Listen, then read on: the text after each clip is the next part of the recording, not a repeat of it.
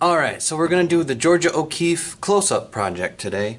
But before we do, you might want to practice with watercolor, trying to fade from one color to another.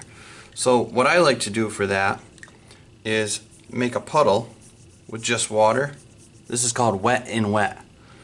And then I'm going to try to fade from one light color to a dark color inside this puddle that I made. And the light colors are here and dark colors are on the outside, but actually they're all light colors if you mix a lot of water with them. Any of these paints will be light if you put water with it, enough water. So if I just take water and I swirl it for a long time, I'll get a really intense color. And I'm starting with yellow, and then I'll just drop it into the puddle. But then I'm gonna, I'll take a dark color, this blue right here,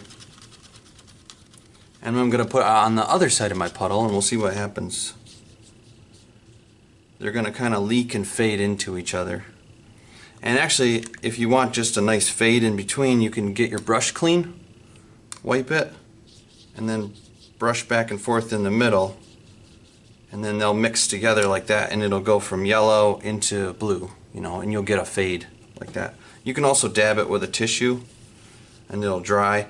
That you kind of lose your color, and it sometimes makes a mess, but it's just good to practice on a piece of scrap paper first and try different colors, and then you can try different shapes. So there's a shape, and so now I'm going to try to just paint inside this shape, and I'm going to be really careful at the edges, because Georgia O'Keeffe, when she makes her paintings, if she uses two colors next to each other, sometimes they fade into each other, and sometimes they have a hard edge. So you want to be able to control your paint. So that's why it's good to practice first.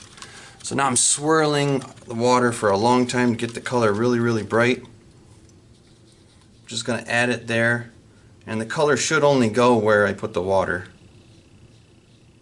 And I can let that kind of soak into the paper for a second. There we go. Try to get right up to the edges as carefully as you can. And I'm going to wash my brush, swirl it in a different color. The longer you swirl it, the more intense it gets. And I'm going to add my color, but I'm going to be really careful on the edges. And then I'll brush back and forth in the middle. I used red and blue, so I should get purple in between, and it'll look like a fade. Look like it's fading from one color to the other. You can also twist the tissue like this and look for the puddles and soak those up. You get more control that way. But you just want to create shapes where it fades from one color into the other. So once we've practiced and we've gotten comfortable fading colors, we can go over here and do a drawing. And Georgia O'Keeffe, she's famous for doing either animal bones or skulls or flowers. But she blew them up really big, so they looked abstract. So I'm going to do like an animal skull. You can look at a picture for this too here.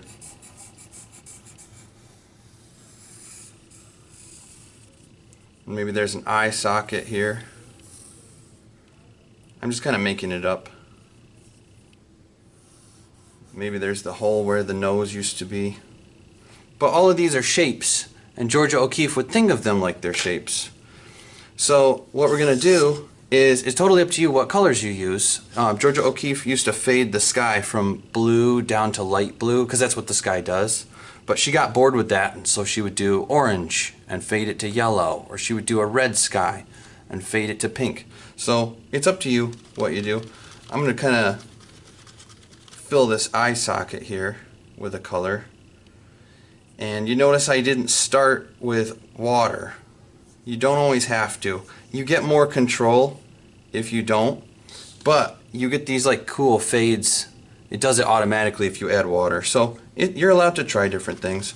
Just for every shape, you want to fade from one color into another. And you can only do that while the paint's still wet. So I didn't use water at first there, so I had to work kind of quick and fade it while the paint was still wet. So then I clean my brush and then I can use the clean brush to kind of help the fade a little bit. So there we go. See how it fades from one color to another? I'm going to go through and do that for all my shapes. So I'm painting the background, and I got a little too close to this blue while it was still wet with the green, and it leaked out. So what I can do is just dab it with a tissue to dry it, get some water on my brush, just clean water, no paint, brush back and forth like this, and you can actually erase watercolor. So that's a way to erase mistakes. So you just want to remember, when the paint is wet and it touches another color that's wet, they're going to leak into each other, which inside the shape is what you want to do. But you want to slow down and be really careful at the edges, and then don't paint up to another edge until it's dry. But if you make a mistake, there are ways to fix it, and then you can go back over it like that.